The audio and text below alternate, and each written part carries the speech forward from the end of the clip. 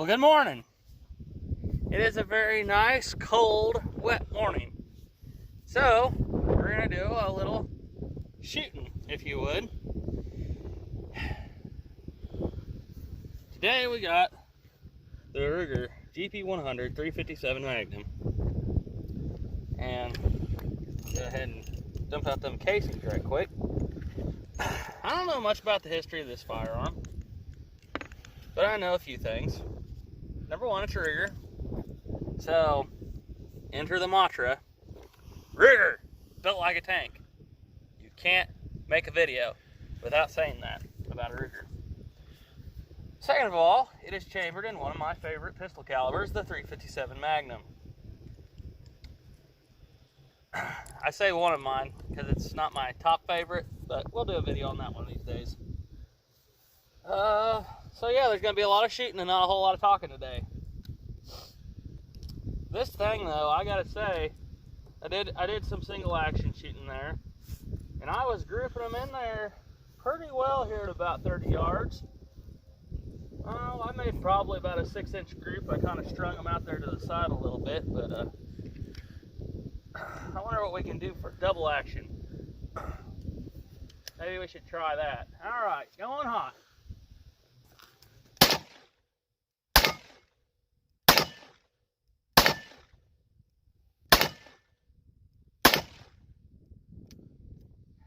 Pretty good. Pretty good. Like I said, I gotta sit here. I don't shoot this pistol very often. It's not mine. My brother's here, and I gotta get used to this thing because it just feels a little different than my Smith & Wessons. But I mean, it's not bad. It's just a different feel. So let me show you a little bit more about the controls of this thing. So first off, on a Smith & Wesson, you push forward to release your cylinder. A Colt, you pull back. Well, this is neither. You push down on the Ruger. And then it's just like any other double action revolver. You just hit that with your hand, and that's how you get it unloaded. So, yeah, let's talk about a little bit about this thing, and it's let me show you its features. I'll put these casings back here. So this thing, like I said, it's built like a tank, and that is no joke for this pistol. It is built like a tank. It's got this full lug on the bottom, and instead of having, like most pistols, you have one locking lug right here for your cylinder. Well, they didn't think that was enough on a Ruger because they put one on the front here too. Let's see if I can get that to pop out there. Well, I think it actually locks into the cylinder. Yeah, it locks into the rod here, I think. But anyhow, so yeah, it's pretty cool. You got adjustable sights. It's kind of like one of them high dollar Smith & Wessons. Another one we should make a video about here in the near future. So yeah, very nice pistol. It's got this beautiful, I thought this was a Hogue grip until I saw it actually is a Ruger standard grip because it's got the symbol on it, which is kind of cool. All right, I kind of want to take this thing out to that 150-yard gong over there and see if I can ring it. If I could, that would be quite the feat. I don't want to shoot all this ammo here because we are in an ammo crunch these days. So that's kind of why I'm not doing a whole lot of speed shooting. I'm just taking my time, trying to get as many hits as I can, and see what we can do with this thing. Now, this thing does have a 6-inch barrel, and that does not help your accuracy so much as it helps your muzzle velocity. So, this should be a fairly decent, if there was a pistol I was going to use for longer range, this would probably be it. Mind you, I do not have a scope, but let's do a little long-range target shooting here.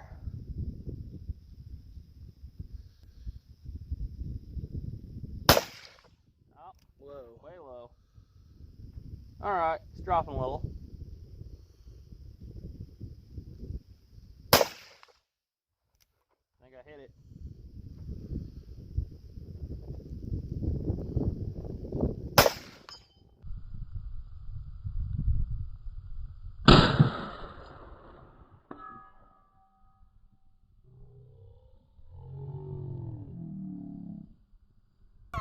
I was covering up with the front sight post, and I was keeping my other eye open so I could still see the target. So it's, yeah, let's do some more close range shooting here. Let me try to hit that water bottle right there. Yep, now I'm gonna miss that. There we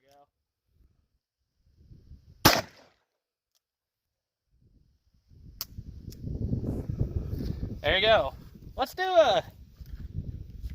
do something you can do with these here revolvers. There's a drill I'd like to show you here. I think I've showed it before on my It's Okay to Carry a Revolver video. But there's a drill you can do with revolvers you really can't do with any other pistol. Unless you use snap caps. But you can do it, in general, by itself with a revolver. I'm going to throw 3 slugs in this gun. I'll space them out as best I can here. There, we got 3 pills. 3 full cylinders, 3 empty cylinders. What I'm going to do is I'm going to pop the cylinder open without looking at it, spin it around a little bit, index it, and we're going to see if I flinch or whether or not I flinch or if it fires if I hit. Well, we had it around there. So let's try it again. Again, pop it open a little bit, give it a little spin. Notice I'm not cowboying it, I'm just spinning the cylinder. Gently close it, index it, and try again.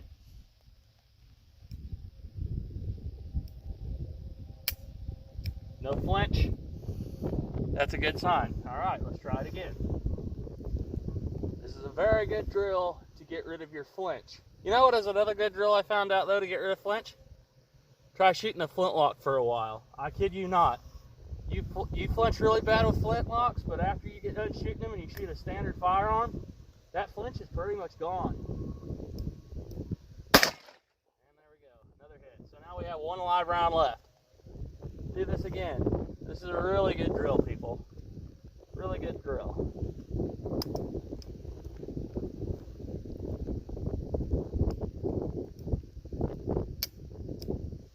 Flinch. And to save time, I'll probably just do this one more time.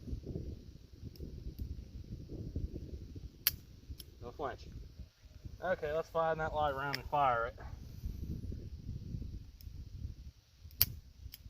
Oh, well, unless I forgot. This is a Ruger and it spins backwards. Let's try that again. All right. Yeah, this is not what I would consider a concealed carry handgun for obvious reasons. It's kind of big. However, if you live out here on the rolling plains of south central Kansas, yeah, you sometimes it's okay to go and take and put this in a holster, wear it on your belt, open carry it. Chances are you're not going to have somebody come out and call you out for open carrying whenever you're the only one out here. Not only that, 6 rounds, a .357 Magnum. Well, let's put it this way: the chances of you getting attacked out here by a mob of angry people is not 0, but it's about as close as you can get. You know, it's kind of like your chances of getting attacked out in the street by a chimpanzee with an AK-47 with a 75 round drum. It's never 0, but it's always pretty low. But you're more likely to encounter a badger out here that'll try to rip your leg off when you accidentally step in his hole. And for that, you really kind of want .357 Magnum.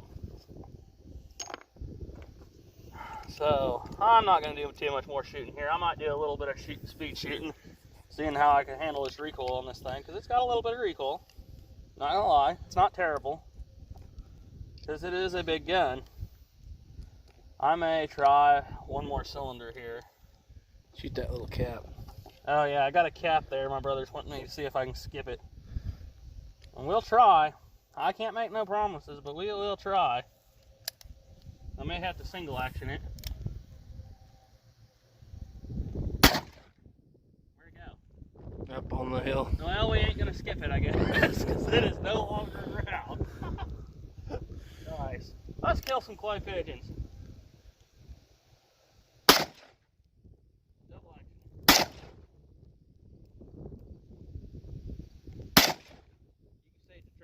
Pretty good though.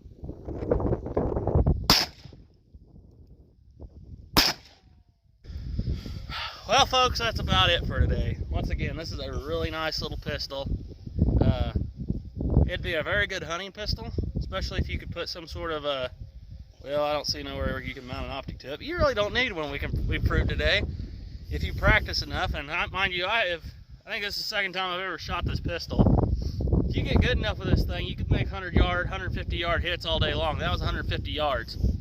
So, once again, thanks for watching, and if you got a Ruger Security 9, if you got a Ruger GP100 and you can get it, I would strongly suggest it because they're very nice pistols.